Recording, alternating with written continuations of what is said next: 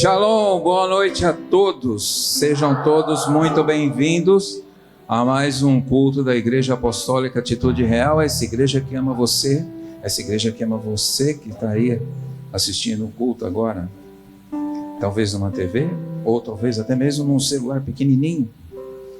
Mas o Senhor, a palavra do Senhor, ela alcança corações dos lugares mais distantes.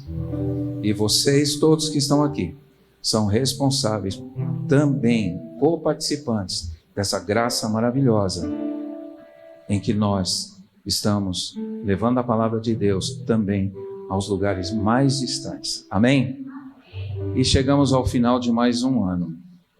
E chegando ao final de mais um ano, nada como nós fazemos uma reavaliação, não sei se seria esse o termo, mas examinar sobre as nossas atitudes, sobre as nossas obras, o que nós fizemos e nos preparar para o ano que se inicia. Amém? E com base nisso, o tema da ministração hoje é Enraizados na Fonte da Vida. E eu queria convidar os irmãos para que abrissem as suas Bíblias em Jó, capítulo 8, 2 versículos apenas, 11 e 12. Eu quero ler aqui com vocês.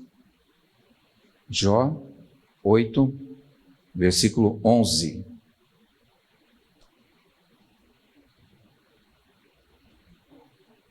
Eu vou falar sobre uma planta, queridos, tá? Algumas versões falam papiro, outras versões tratam por junco.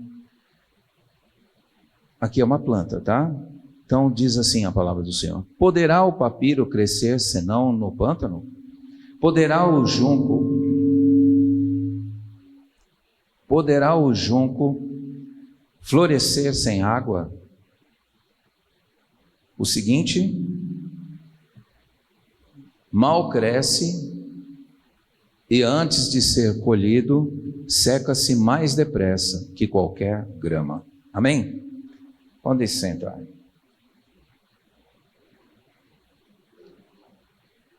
Alguém pode, por gentileza, acho que desligar esse ar aqui?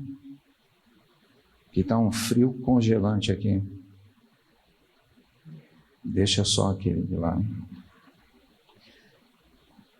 O junco, ele é uma planta que cresce no pântano. Eu ia até pedir para o pessoal da comunicação, colocar a imagem dele. O junco é uma planta que ele cresce no pântano, assim, em beira de rio, em lagos. E olha aqui, ó, lá atrás você tem água. Esse é o junco, tá? O junco é mencionado algumas vezes na palavra de Deus, na Bíblia. Eu acho que uma das primeiras vezes que aparece a palavra junco é no livro de, acho que Êxodo, se não me falha a memória, onde a mãe de Moisés, Joquebede, ela coloca Moisés ainda bebê num cesto de junco. Então ela faz um cesto com essas plantas, enche de betume e solta Moisés no rio, né? E aí você já conhece toda a história. E ele depende totalmente da água. Ele está ali, ó, do lado da água. Ele depende totalmente da água. E nós, a nossa vida espiritual, assim como o junco, né, não pode viver sem água, nós não conseguimos prosperar sem Deus. Amém? Então a dependência de Deus está para nós através do Espírito Santo, assim como a água está para aquela planta, o junco. Então, o papel da água no junco, ele é indispensável para a existência dele, né? Então, sem ela, sem a água, ele seca. Então, como foi dito aqui, como foi lido aqui em Jó, então, se não tiver água, ele não precisa nem ser cortado, ele vai secando e ele acaba. E assim é o nosso relacionamento, se nós deixarmos esfriar o nosso relacionamento com o Senhor, né? Então nós precisamos estar conectados com Deus. Nós precisamos estar ligados ao Senhor.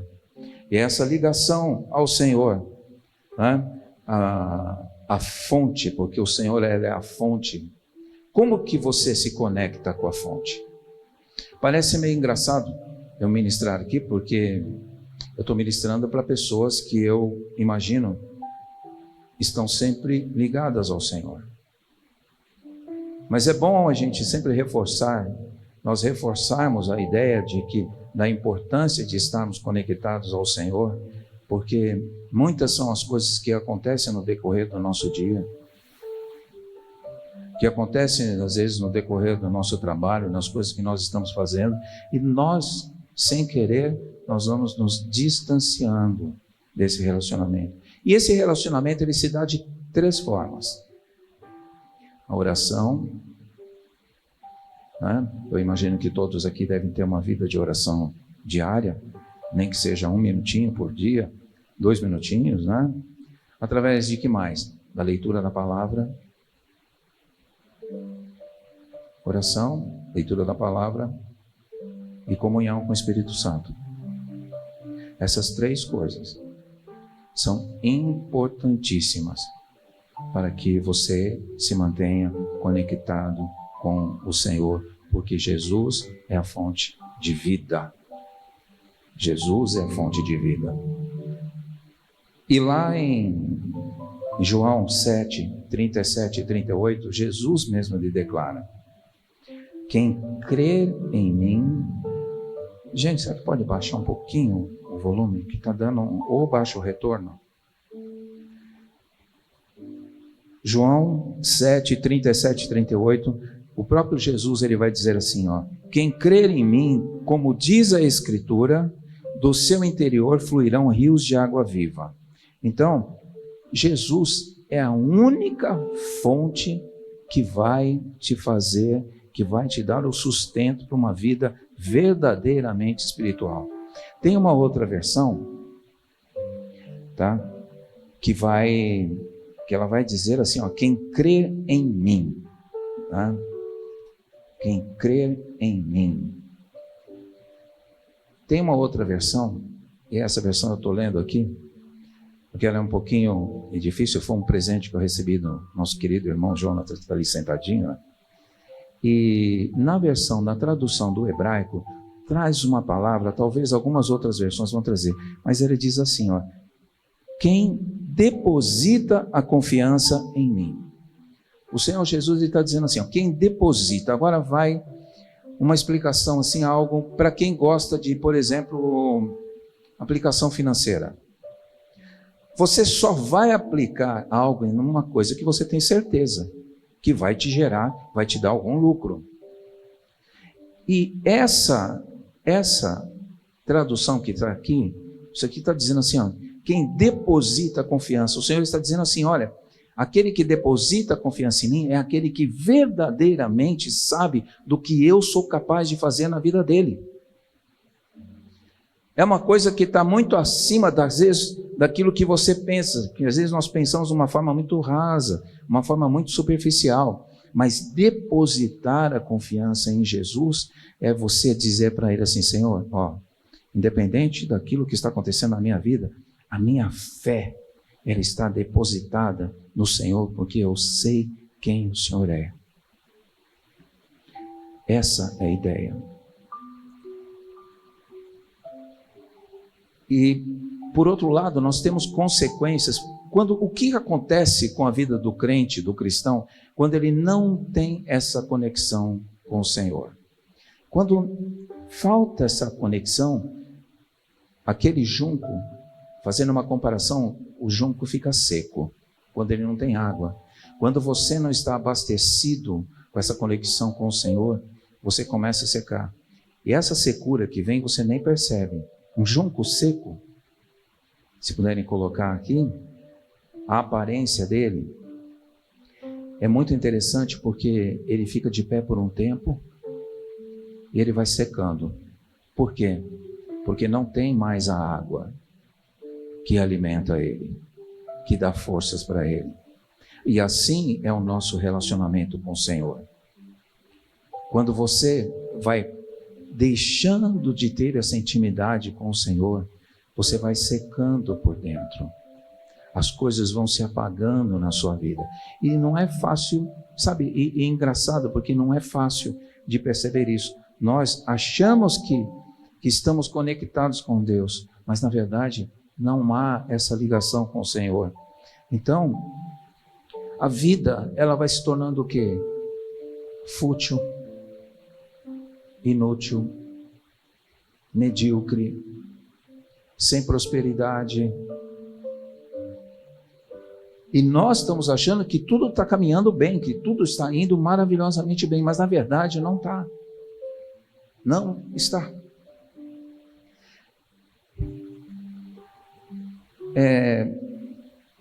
Lá em Jeremias 17, eu pedi para os irmãos lá em cima colocar, Jeremias 17, 5, olha que coisa interessante. Assim diz o Senhor, maldito é o homem que confia nos homens. Seguindo, que faz da humanidade mortal a sua força, mas cujo coração se afasta do Senhor.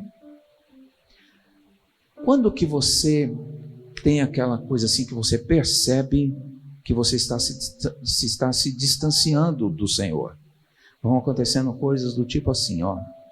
Você começa a confiar nos recursos humanos. Você começa a confiar nos seus próprios recursos, naquilo que você tem, no trabalho que você faz, nas coisas que você adquiriu. É uma falsa segurança do que você guardou. E isso é o que Jeremias está dizendo aqui: maldito o homem que confia no próprio homem.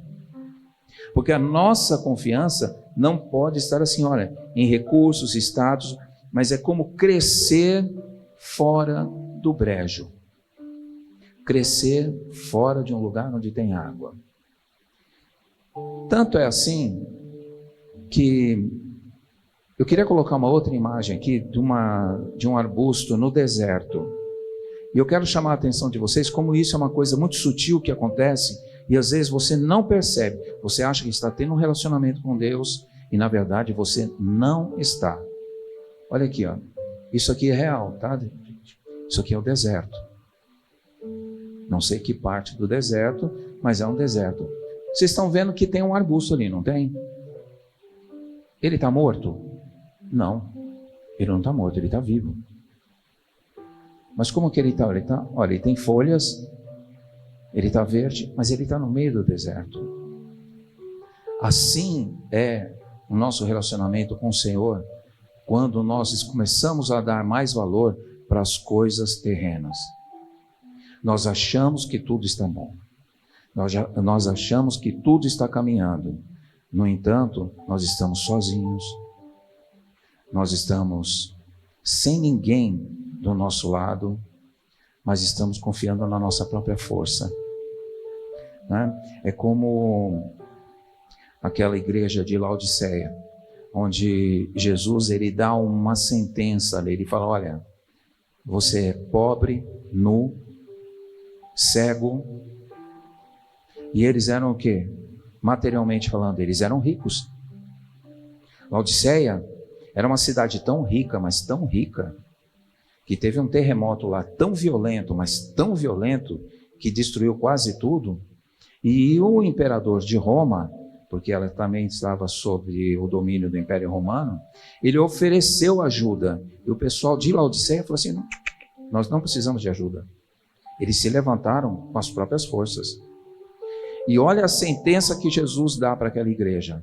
Você é pobre, nu, cego, precisa de um colírio para abrir seus olhos. Então, essa questão de nós acharmos que está tudo bem e na verdade não está, nós não estamos ligados ao Senhor, nós não estamos com a água da vida que deveríamos estar, faz com que você tenha a falsa ilusão de que você está caminhando com Deus.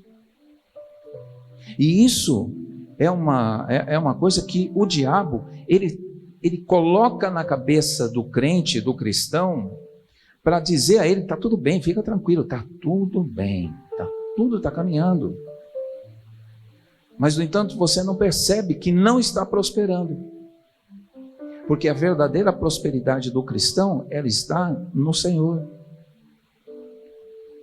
E a prosperidade do cristão que verdadeiramente está com o coração nele, faz até que para com alguns o Senhor, mediante o coração que ele conhece, porque ele conhece o coração de cada um, ele derrame sobre essa pessoa até mesmo prosperidade material. Mas por que nem todos são ricos? E agora quando eu falo aqui de riqueza, é riqueza, riqueza mesmo. Por que nem todos são ricos? Porque o Senhor, ele dá a porção de cada um mediante o seu coração. Paulo não orou várias vezes para que o Senhor tirasse aquele espinho da carne?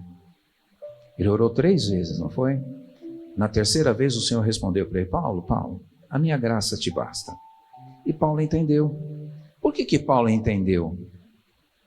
Simples, porque ele soube que, olha, se ninguém sabe o que é esse espinho, mas se o Senhor tirasse aquele espinho da carne, talvez ele não tivesse exercido todo o ministério como o Senhor havia determinado para ele. Então olha como é sério essas coisas. Como nós precisamos estar ligados ao Senhor. Como nós temos que nos avaliar todos os dias se o que nós estamos fazendo realmente tem agradado ao Senhor ou não. Agora, quando você está ligado ao Senhor, você está conectado ao Senhor, aí as coisas são diferentes, né? É como aquele junco que vocês viram no começo, que está à beira de um lago, de um rio, ele cresce de uma forma viçosa, né? Aí sim, trazendo para nós, você tem uma vida enraizada no Senhor. Porque a vida enraizada no Senhor, ela não é fácil. Precisa ter muita coragem para dizer assim: olha, eu tenho uma vida que eu estou realmente andando no Espírito. É ter uma vida de oração, é uma vida de conformidade. Aquele texto que eu abri aqui lendo, de Jó, na verdade é um dos conhecidos de Jó, chamado Bildade, que ele vai tentar explicar para Jó o porquê que ele estava passando por tudo aquilo. E todos nós sabemos que nenhum deles tinha razão, porque Jó não tinha cometido nenhum pecado. Deus permitiu que o inimigo fizesse, produzisse todas aquelas coisas na vida dele, porém não tocasse na alma dele. E Jó se manteve firme durante toda a sua vida. Uma das frases mais bonitas que eu vejo no livro de Jó é quando ele diz assim: olha, nu eu vim e nu voltarei. Nem quando a esposa dele disse, no auge da dor que ele devia estar sentindo, que falou assim: olha, amaldiçoa esse teu Deus e morre, ele chama ela de louca. Se Deus quis assim, assim será. E todos vocês sabem como que terminaram. Mas Jó é um exemplo de persistência. É um exemplo de quem andava verdadeiramente com Deus. É um exemplo daquele que fala assim: olha, eu estou passando por tudo isso. Deve ter algo que o Senhor viu em mim que precisava ser curado. Nós não sabemos na totalidade das coisas que se passaram na cabeça de Jó. Ele deve ter ficado triste, ele deve ter dias que ele deve ter ficado irritado. Sim, ele era humano. Devem ter tido dias em que ele pensou: por que, Senhor? Mas ele nunca se dirigiu ao Senhor com um ato de rebelião, de raiva, mas ele sempre tinha esperança. E pelas palavras de Jó mesmo, assim: ainda que eu morra, eu sei que eu encontrarei com o meu Redentor. O meu Redentor vive. Essa palavra, esse versículo é de Jó. Foi ele quem disse: porque eu sei que o meu Redentor vive. A pergunta que eu faço para cada um aqui: eu sei que todos têm circunstâncias, passam por circunstâncias, por dificuldades na vida, mas todos vocês têm a condição de chegar e dizer, falar assim: ó, eu estou passando por isso, mas eu vou passar, eu vou persistir, porque eu sei que o meu Redentor vive. Isso tem uma profundidade espiritual muito grande, muito grande. em ter a certeza de que você não está sozinho. Tá? Então, uma vida enraizada no Senhor, ela é uma vida frutífera, é uma vida firme, é uma vida duradoura. Nós não podemos ser negligentes com as coisas que estão acontecendo aí fora. As previsões aí fora para o ano de 2025 são as piores possíveis. Também não podemos agir fazendo loucuras, dizendo, Deus proverá. Mas nós temos que ter a certeza de que se nós estamos ligados ao Senhor, por maior que sejam as dificuldades que a gente venha encontrar no mundo aí fora, que venham sobre nós e estejam atentos, jamais vamos desistir, porque o Senhor não deixa faltar o pão e a água para aquele que nele crê, naquele que deposita nele a sua confiança. E Jesus, ele diz algo que mesmo em tempos de dificuldades, abre comigo lá em João 15:5, ou preste atenção aqui, olha o que o Senhor vai dizer. João 15:5, ele vai dizer que ele é a videira.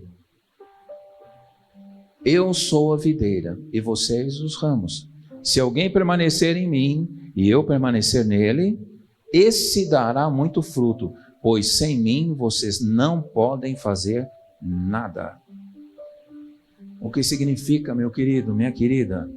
Jesus, ou ele é tudo, ou ele é nada. Vocês estão entendendo? Não tem essa de 5% de Jesus na minha vida e 95% a Deus, aí, seja lá como for. Não existe isso. Jesus, ou ele é tudo na sua vida, ou ele não é nada. E não pense que ele vai ficar triste com você se não for nada. Cabe a você tomar essa atitude e dizer, não, Jesus vai ser tudo na minha vida. Quando a gente olha as previsões, né, para o ano de 2025, em 2023, eu já tinha dito aqui, falei assim, olha, 2024 não vai ser muito fácil. Em 2025, por tudo aquilo que nós estamos vendo, também não vai ser muito fácil. Quando eu era pequeno, era criança, eu lembro que um dia minha mãe me contou uma história de um menino que tinha uma galinha que colocava os ovos de ouro. Vocês já ouviram essa historinha?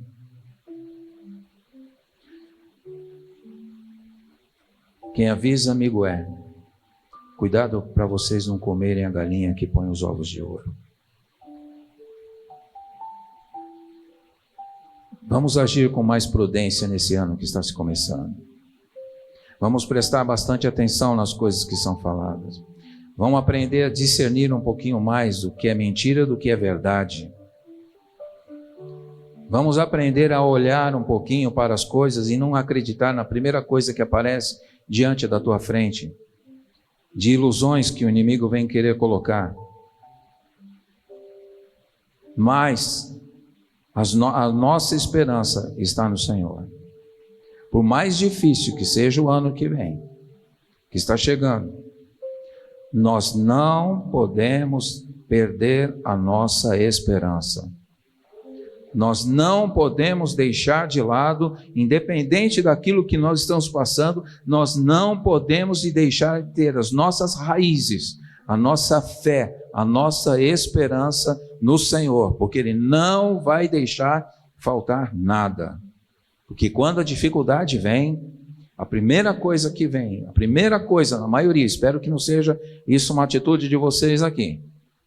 Quando a dificuldade vem, a primeira atitude que uma pessoa dita de Deus, ela quer resolver as coisas pelo jeito dela. Não, eu vou fazer desse jeito porque o negócio está feio. E quando a circunstância vem sobre a nossa vida, o que nós temos que fazer é colocar nosso joelho no chão e pedir ao Senhor para Ele nos dar a estratégia de poder sobreviver, de poder ser fiel na casa dele e não tirar do Senhor aquilo que é dele. É nessa hora que o inimigo ele vem colocar medo dentro do nosso coração. Vocês estão me entendendo, queridos? Ele vem colocar medo, ele vem querer nos assustar. Ó, a dificuldade, hein? Olha a tua conta no banco, como é que está ficando. Aí você começa, meu Deus, e agora? Será que é isso mesmo? Nossa, vamos parar. E não sei o que. Ó. Então, é agir com prudência.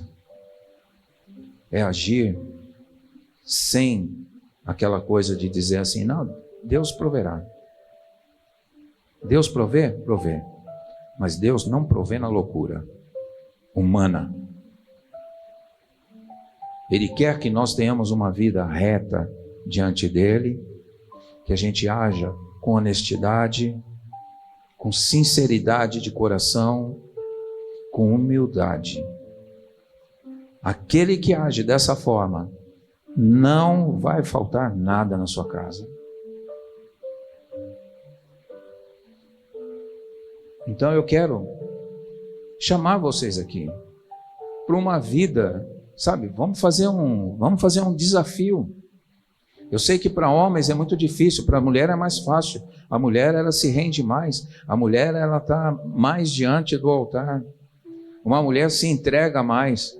Homem já é mais difícil, eu não sei porquê, mas homem geralmente, não todos, tá, queridos? Me perdoem aqueles que têm uma vida de oração, uma vida diária no altar do Senhor. Mas o homem geralmente ele é mais resistente nisso aí, quando não deveria ser.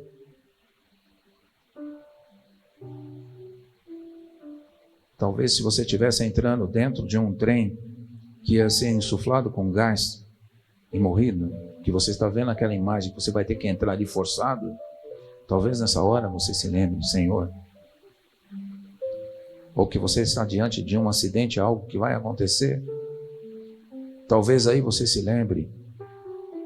Mas o Senhor quer que nós nos lembremos dele todos os dias, principalmente quando as coisas estão muito boas. Porque quando as coisas estão muito boas, é quando mais nós temos que estar aos pés do Senhor. Então, eu quero que você reflita no seguinte: onde você tem se alimentado? Onde você tem buscado o sustento para a tua vida espiritual? Onde? Eu tenho ficado surpreso aqui todas as quartas-feiras, sabe? Eu tenho ficado surpreso aqui nas salas de oração, porque cada vez mais eu tenho visto as quartas-feiras cheias.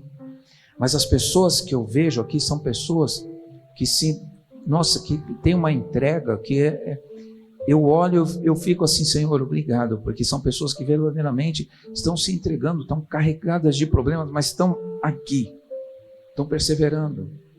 Então, faça uma reflexão. Onde você está buscando sustento para a sua vida? Como está a sua comunhão diária com o Senhor? Eu falo, como está? Não estou falando só comunhão semanal ou a comunhão somente quando você vem na igreja. Estou falando como está a sua comunhão diária.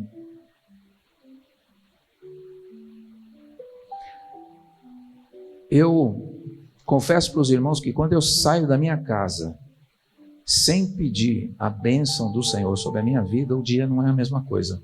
Vocês acreditam nisso? O dia não é a mesma coisa. Quando eu saio da minha casa, não abençoo a minha esposa, não abençoo meus filhos, não abençoo os meus genros, não abençoo minhas netinhas, não abençoo essa criança que está no ventre da Isadora, o dia não é a mesma coisa. Por quê?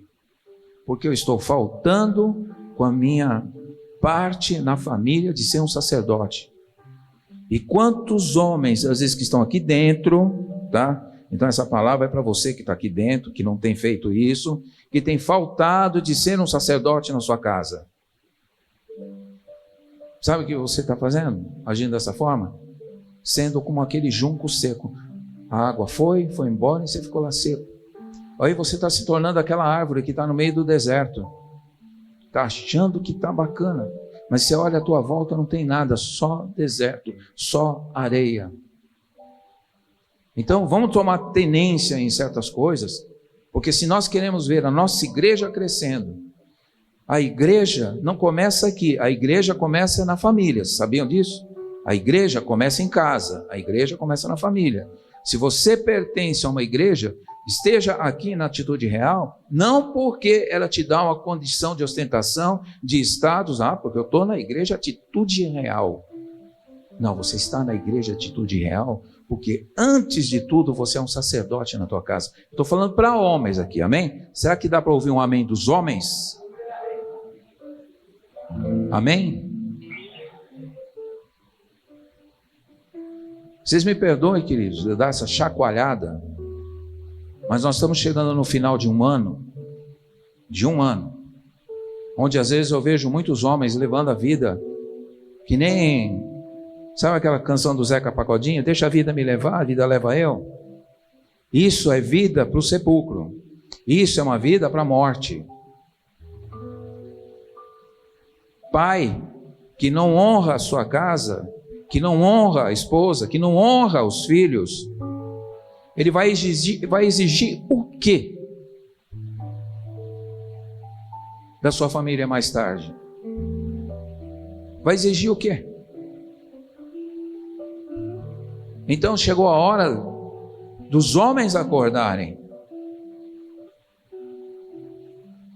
Não vai acontecer avivamento, nem aqui e nem em lugar nenhum do Brasil, enquanto, ouça bem o que eu estou falando, digo, você tem orado por avivamento, nós temos orado, mas não vai acontecer enquanto os homens não se levantarem como verdadeiros homens de Deus, homens que adoram, homens que sejam realmente homens em casa.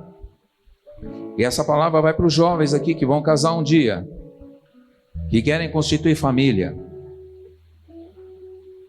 Casamento não é para fazer sexo, fazer filho. Casamento é uma instituição sagrada, foi a primeira instituição criada pelo Senhor. E quem não é sacerdote na sua casa tem uma vida fadada ao desespero, ao fracasso, à miséria. Fica que nem aquela árvore no meio do deserto, achando que está abafando, achando que já tem de tudo e não tem é nada. Hoje é o último domingo do ano. Se permita receber a água da vida que é Jesus. Se permita estar sobre a rocha que é Jesus. Tenha humildade no coração de olhar para dentro de você mesmo e ver que não tem nada de bom dentro de você. Se permita olhar para você mesmo e olhar para a sua volta e olhar para a sua família e ver, Senhor, me perdoa pelo que eu estou fazendo. Me perdoa porque eu estou agindo de uma forma insensata, de uma forma que não tem valor algum, mas eu quero ter valor nessa vida. Eu quero ser valoroso, meu Pai.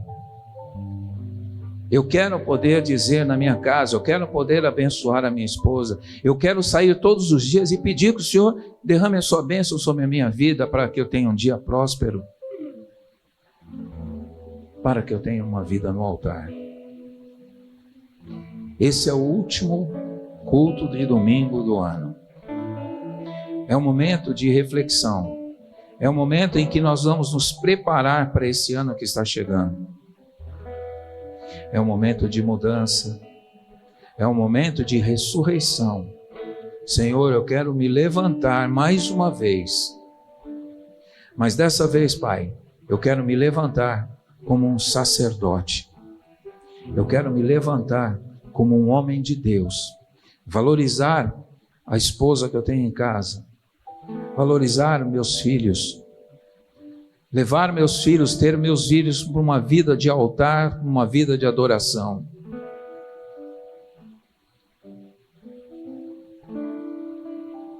Se você, querido, está se sentindo seco, é o momento em que você tem a oportunidade de se derramar na presença de Deus. Você que está aí feliz porque teve uma vida no altar, é o momento de você se levantar de novo e falar assim, Senhor, que eu continue, que eu continue recebendo, Pai, porque eu quero ser inundado pelas águas do Teu amor, porque eu quero transbordar, eu quero ter a minha raiz na rocha, fincada na rocha, que é Jesus. Não importa a circunstância que venha sobre a tua vida, mas seja aquele que ou aquela que é enraizada, que está firme, sem desistir, perseverando sempre e com a esperança de um sorriso sempre estampado no rosto. Lute todos os dias. E quando você fechar os teus olhos, você peça ao Senhor: Pai, que eu possa fazer algo, que o Senhor lá do alto vai exibir um sorriso para a minha vida. Que vocês saiam daqui hoje cheios da presença do Senhor, querendo realmente ressuscitar, reflorescer, não mais como uma árvore caída, mas como um fruto novo que brota, porque Jesus é a videira verdadeira e nós somos os ramos. Deus abençoe a todos, em nome de Jesus. Vamos nos colocar de pé.